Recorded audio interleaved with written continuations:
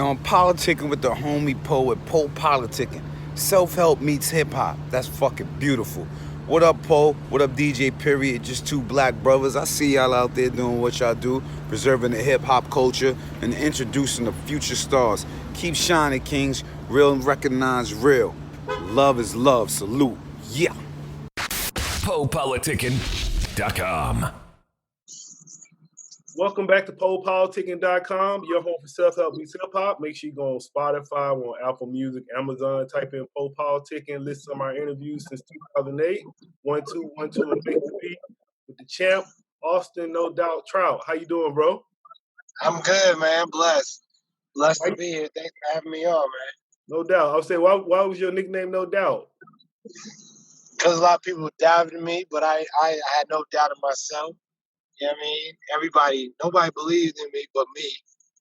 It was my belief that came through. It wasn't their disbelief. It was my belief that worked. So I got no doubt in myself, no doubt in my God, no doubt in my destiny. Good luck. Hey, they say doubt's the biggest dream killer, and I dream big, so I can't have no doubt in my life. Yeah, I was looking at your career right now, man. You fought like basically a who's who. Cotto, Alvarez, Laura, Charlo Brothers, Hurd. And I know Trying to get those rematch. I want them rematch with all of them too. Bring that back. Yeah, I know that you never got knocked out either. Nah, I got a good beard on me. You know what I mean? I was gonna ask you what do you credit that to? So it's the beard.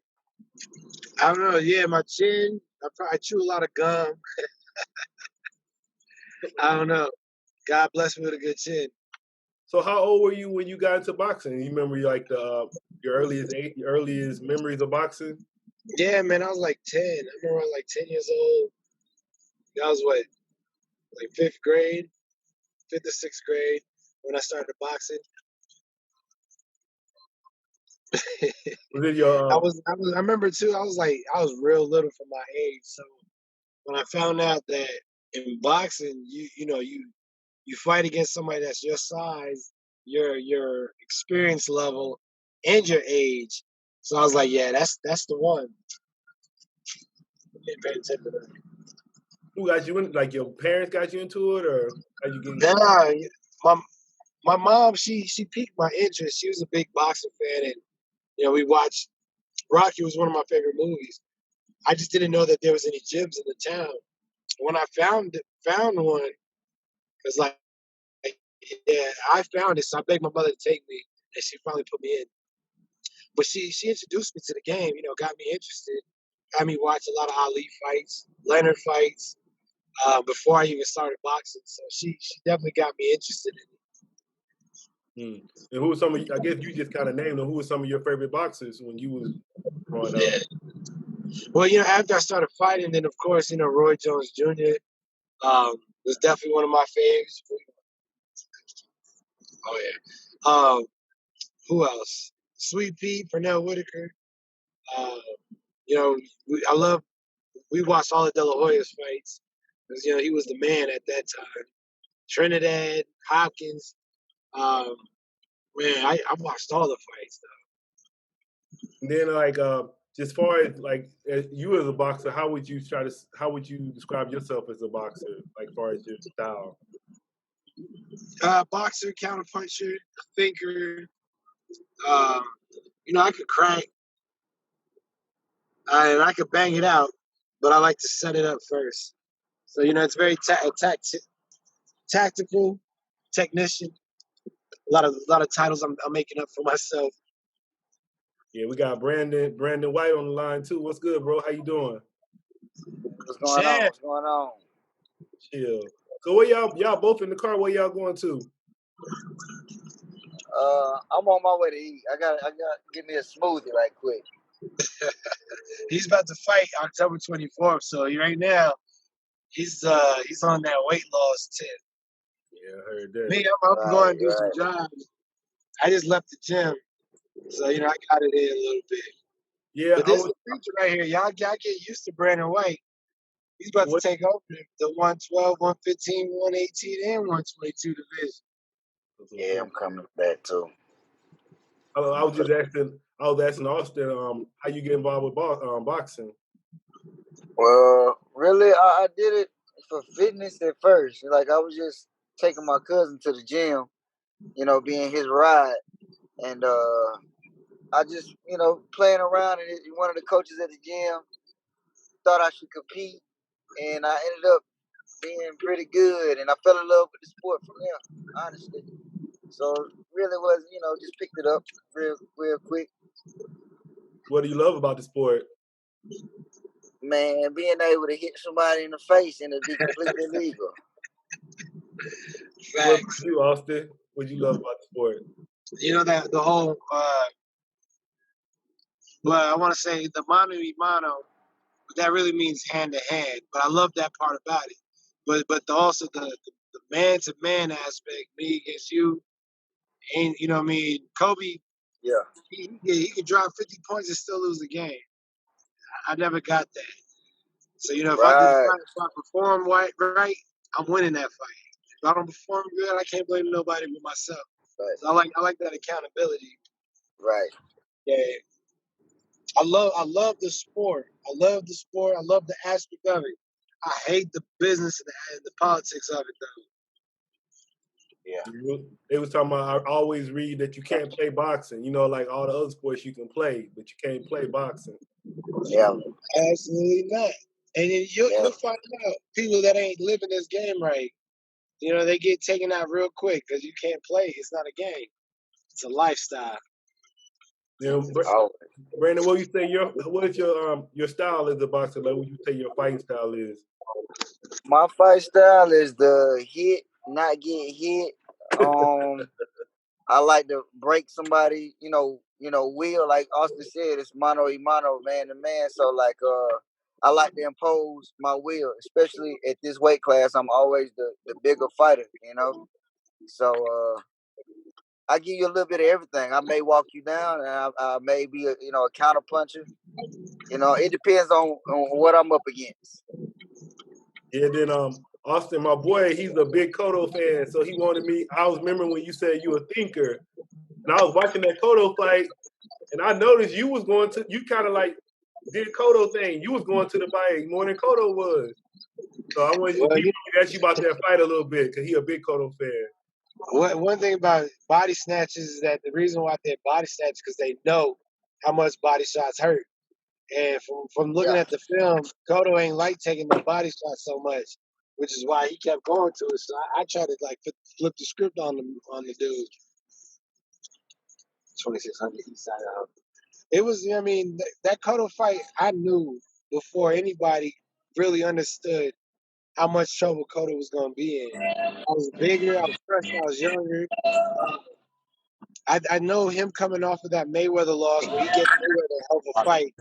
People were sleeping on me, but I told him in the Showtime interview that I'm gonna beat Cotto worse than Mayweather did, and I did that.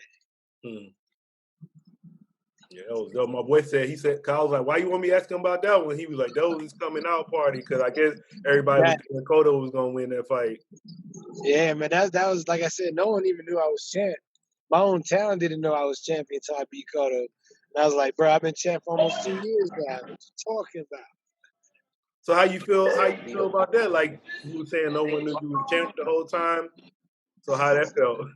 You had to like, yeah, you That's was been, champion for since like 2009. yeah, that's like I said, it's my coming out party. It takes a big name to make yourself a big name. It is what it is. My amateur career was like that too. I was Olympic alternate, but no one knew who I was until I took that title. So I guess I say I'm used to it. I go under the radar, but I'm still gonna be king. And how did you feel about the Alvarez fight? I felt like Alvarez got lucky that he was the cash cow and that he made all the rules. It was a good first fight, but without that open scoring, it would have been a different story. 26. I think it's that way. Did y'all watch that? Y'all watch that last fight, the Lomachenko and Lopez? Absolutely, man. What a fight. I hope they get a rematch. I know Lopez said he ain't looking for no rematch. Yeah, I thought that score was I feel off. him on that. Yeah, I thought I that feel school him was on off that. top. He's a king now. You know what I mean? He took what we had to get the opportunity, and he came out on top. And as you can see, they also wasn't going to let Lomachenko win anyway. Look at them scores. Yeah, I know. That's why I said I thought the scores was off. It was whack, man. I had it 7-5. Yeah, Could have seen it as a draw. But I thought Lopez won myself, but a close fight. You know what I'm saying? It's deep. yeah. So you still boxing, or you just working with Brandon now? And now I'm still trying to fight, but right now Brandon's up next. So, I got to make sure that he gets everything he needs to be successful. I mean, he already got it, but it really is like the shit I hate, the politics and the business side of it. But I But the mean, kid's heart and skills, it's unmatched. So he got that. I think it might be that. Brandon, what's your record right now? 5-0. What's up? What year you started? I've been boxing total for 5 years now. I haven't been doing it long. I was amateur for like 2 years, and I was 7-0 as an amateur, and I won like 3 small national, titles or whatever. Nah, it And ain't then, small. That was the ringside. That ringside world's huge. He won ringside. yeah, Yeah, the yeah, ringside world but is huge. Yeah, like he wants some but YMCA. I feel like. Yeah, but I felt like, it wasn't the whole USA boxing thing. But like Austin said, that's the politics of it. Like I wasn't doing it long enough. I didn't have enough points to do that type of thing. But it's a couple guys that went pretty far USA boxing in my weight class that I done sparred against. I ain't gonna say no names, but I could have probably most likely I could have won USA boxing nationals too. Yeah, one of them kids at 114. Again, I ain't gonna say no name, but he made the team. My man Brandon was waxing that ass. Pause. Then I wanted y'all to both kind of talk about. You mentioned it earlier, the lifestyle. So just talk about. Give me like an average day for y'all, like far as like what do y'all have to do as a boxer? I guess. Well, B White's in camp right now too, so he could give you a real good look Yeah. on Let me know, Brandon. What's good? All right. I'm getting up at 4:30, and I'm gonna go run, and I'm gonna get my 5 miles in. You know, at 5 in the morning, I'm gonna go get my miles in, and then come home, eat breakfast. Breakfast usually gonna be something like oatmeal or fruit. Rest a little bit, and then probably go to the gym at about 4, anywhere between 4 o'clock, 6 o'clock. I'm gonna go do that, and then after that, come home, eat again, and then I'm gonna go run again around about 8 o'clock, maybe. No, probably like 9. Before I go to sleep, I go run again another 3-5 miles. Damn. So How long? yeah, and strength and conditioning. I do that after I run at 5 in the morning. Then I'll go do strength and conditioning around 8 in the morning, and then I hit the boxing gym at like 4 or either 6 p.m. So yeah. What time you getting out? Outside of the gym, Like what time I'm you in there. done for the day? Oh, like done for the day, probably like 10, 11. It depends, if I want to, do that late night run. I just That's a sometimes I 15-hour day. overdo it. That's a 15-hour day. Yeah. Then Yeah, man. I treat it like a job, man. Like sometimes Austin be like, "Hey, bro, you gotta chill a little bit, let your body rest." You know what I'm saying? But Straight me, up. it's a mental thing. Like I feel like if I'm always working, I feel like I started boxing late. I only been doing it 5 years, so I feel like I gotta play catch up. You know what I'm saying? So I'm always working extra. yeah. Then Austin, I was gonna ask you. So how you had a long career. So how do you keep at it? Like basically, like you said, it's a lifestyle. Like you have to do that all the time. So like he said, it's a mental thing. How do you keep your mind strong and keep doing it? Like Brandon says, you always got to think about your opponents, and you basically keep them on your mind the whole time. I'm always thinking about who I want to fight. Like I'm gonna go to 47, so Errol Spence is the king of that game. So I'm like, what is Errol Spence doing? Well, it makes you feel good when I see he's out there bullshitting because I'm in here working. And even it's an off season, I still get in the gym and try to do some work, and I'm always watching what I eat because getting fat is not fun, bro. And having to lose that weight is not the business. So I just try to always keep in mind what is my competition up to. When I see them working, I'm like, I gotta go ahead and work now because they in the gym again. Right? You know, whereas I should have stayed in the gym when they're taking off. Then who would you say your toughest opponent was so far? Landy Lara, man, I'm about to say I never wanted to fight to be over so bad. And I did fight Lara. Yeah, I be playing Fight Night all the time. He be fucking me up on Fight Night too. I would say, so you never got knocked out, but have you ever like got stunned real hard in a match?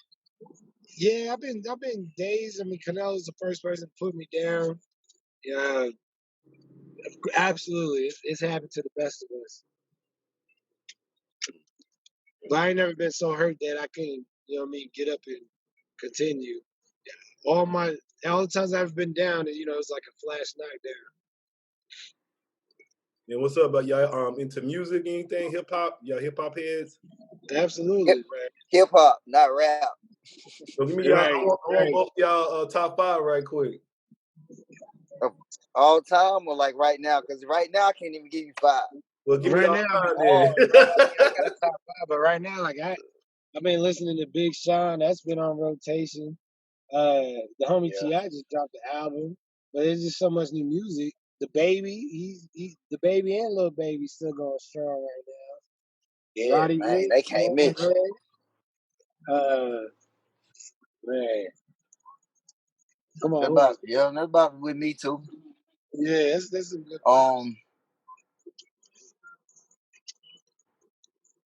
That's who you like too? Wale, you know what I mean? Yeah, he really took it out of my mouth. I'll say, what would y'all say to like, say if it's like younger, like kids watching this and they want to be boxers, what would y'all say to them? Go hard, like literally, like go hard, because boxing one of them sports you gonna get out what you put in. You know what I'm saying? Like you half-ass, and you gonna get half-ass results. If you go the extra mile, then you gonna, you know, trample the competition. Like myself, for example, like I said, I started late. I've beat people that got like 80 plus, 100 plus amateur fights. They've been boxing since they was 10 years old. You know what I'm saying? And I didn't like mop the floor with them. It's because I put like a lot of work in. You know what I'm saying? Like a lot. 6 days a week, sometimes 7 if allowed. You know. So I tell kids like, put in the work, man, and don't let nobody tell you what's in black and white that you can't do. You know what I'm saying? Like you too old or whatever, or you know, when and when not to go pro. Like you'll feel it. Just go with your instinct, man. That's what I say. Where you from? Originally South Carolina, Rock Hill, South Carolina, Football City, USA. Yeah, I was in the Marines out there, Paris Island. Okay. Yeah. When your fight coming up? This weekend, Saturday. Oh, is it gonna be on TV anywhere? I think they're gonna stream it. I got one coming up in December that's gonna be televised, but this is more like it's a hometown show. This is where I'm from. It's the first show being thrown in the city, so I had to do it. You know what I'm saying? Like I had to do it. Homecoming fight. All right, man. I appreciate you. I think we lost Austin. I don't know. Shit, we done now anyway. But I think in the mountains. All right, man. So what's your social media? I'll make sure I follow you. Oh, Team B White. All together. Team B White. All right, man. The letter B. Well, man, good luck in your career, man. You keep doing your thing. I gotta check out some of your fights. Please do, man. Appreciate you. All right, man. Thanks for having me on the show. Yeah, no doubt. All right, brother. I'll holler at you, man. You stay up. All right, man. You too. What's up, everybody? This is Po from PoPolitickin.com. I'm into wholesale real estate. I did an online course and I thought it was pretty cool, so I want to share it with y'all. The name of the course is called the Varsity Class, and it's an online course that will teach you the tools to become a real estate investor. This course will show you everything you need to know about wholesaling properties and real estate that can potentially earn you $5,000, $10,000, $20,000 or more. So you can make a lot of money in this wholesale real estate. This is a good course to get you get your foot in the door. So you can change your life today. And the link is bit.ly bit.ly/Po Homes. So bit.ly/Po Homes with an S. So thank you. Check it out. I'll holla.